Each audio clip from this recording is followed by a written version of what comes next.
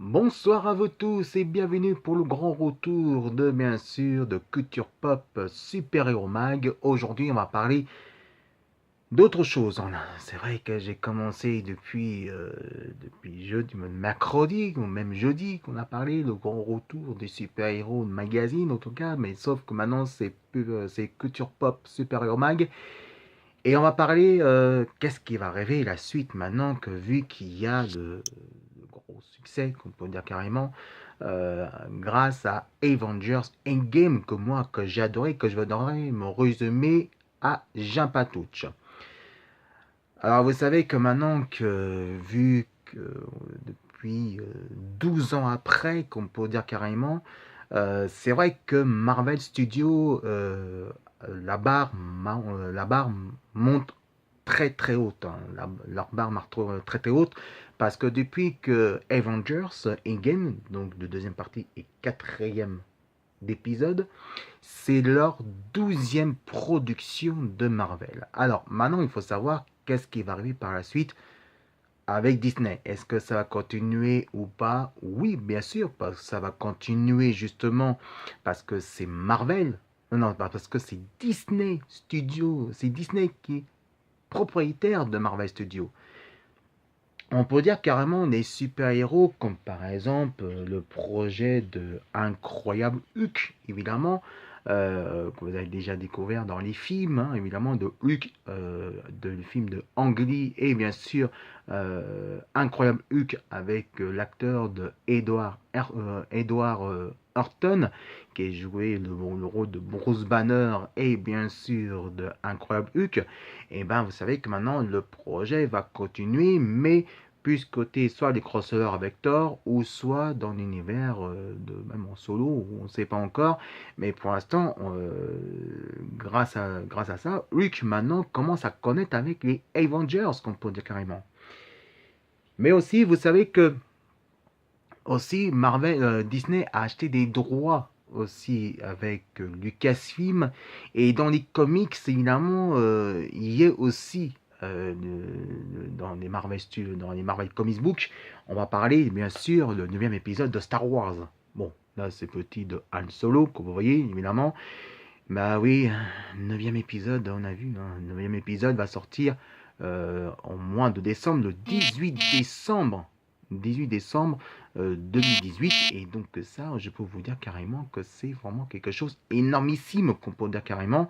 Et ça, on peut dire que, voilà quoi, on peut dire carrément à propos de ça que Star Wars, aussi avec les Marvel dans les comics, ça va y être encore. Alors c'est vrai qu'on va débarrasser aussi les nostalgiques, bien sûr, on peut dire carrément, mais c'est pour ça qu'on est là pour en parler à propos de ça. Mais aussi, évidemment, Disney et Marvel continuent avec les comics.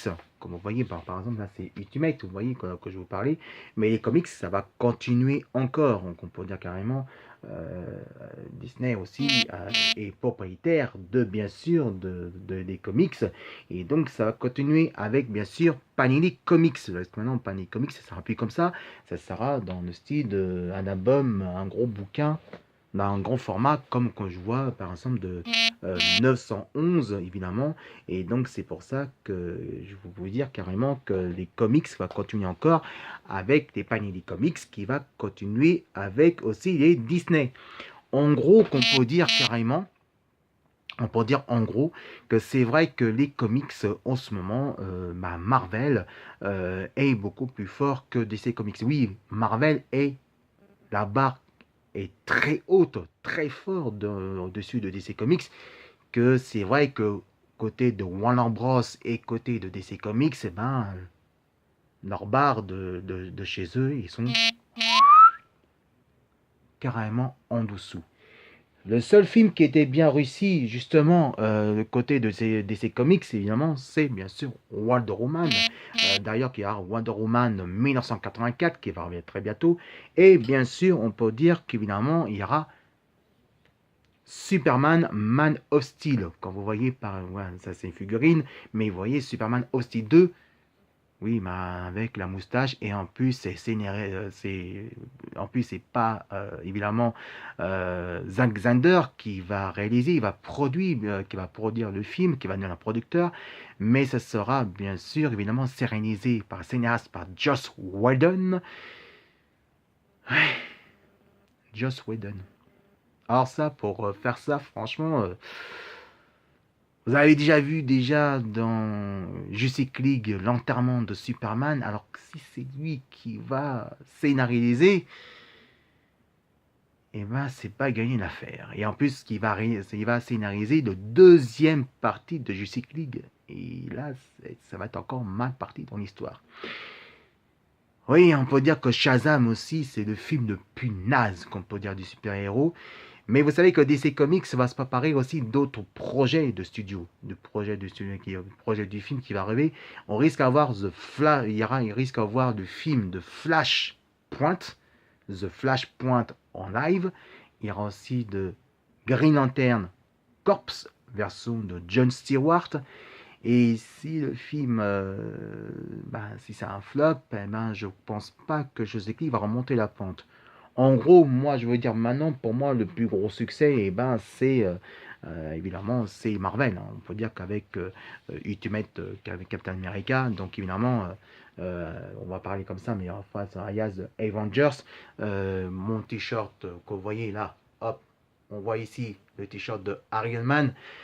C'est vrai que Marvel a monté haut. Alors maintenant, vu que vous avez vu, vous connaissez l'histoire, je vais faire peut-être mon résumé maintenant, comme ça sera fait. Ah ben moi j'ai adoré justement, j'ai adoré Avengers Endgame. Sauf que là, de point de vue, c'est vrai que je trouvais que Avengers Endgame, il est beaucoup mieux que Avengers Infinity War.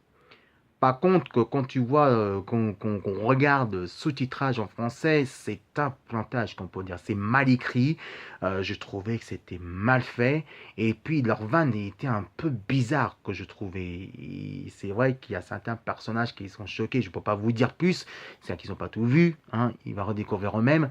Mais il y a des personnages qui sont, vous allez voir, le plus important, évidemment, que vous allez avoir un choc, qu'on peut dire, même deux personnages qui vont nous quitter le plus important.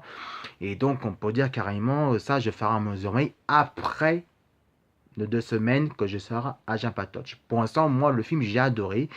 Et je trouvais que le deuxième, il est beaucoup mieux que le premier. Alors, pour finir là-dessus, en gros, qu'est-ce qui va arriver par la suite, justement, de Marvel Studios et DC Comics? Eh bien, bien sûr, Marvel Studios va continuer, hein, parce que quand je vous ai dit que Marvel Studios, leur barre monte très très fort, ils montent très très haut, au-dessus que DC Comics. Et ça, je peux vous dire carrément que Marvel a gagné vraiment largement de points. On risque d'avoir évidemment une nouvelle génération des super-héros, comme Spider-Man. On risque d'avoir peut-être un projet avec Young Avengers, Young Avengers qui va arriver très prochainement. Mais n'oubliez pas que bientôt, au mois de juin, on risque d'avoir Dark Phoenix. Mais on sent très bien qu'on va s'attendre des nouveaux super-héros qui vont arriver. Et le projet de Senator Six qui va arriver, qui va bientôt arriver. Et pourquoi pas, dans quelques années, dans 2 ans, dans 3 ans, dans 4 ans, avoir un prochain projet avec Marvel Zombie et un nouveau lingot de Marvel Studios, que ça sera peut-être Marvel Studios Dark qui va arriver très bientôt. C'est en train de se parler en ce moment. Et ça, pour moi, j'y crois vraiment qu'un ces jours que Marvel Studios Dark va arriver aussi dans le culture pop de cinématographique. Et je vais expliquer pourquoi. Et je ferai dans quelques magazines très bientôt pourquoi que je vous dis ça justement. Si vous aimez justement à propos de la suite du projet de Marvel Studios et DC Comics, et ben vous regardez bien sûr ce Culture Pop Super Hero Mag sur YouTube Magazine. Envoyez plein de commentaires. Sur ce, je vous souhaite un très beau week-end et comme je vous dis, vive les super-héros, cliquez le petit pouce et envoyez plein de commentaires. Et à très bientôt mes amis. Ciao, bye.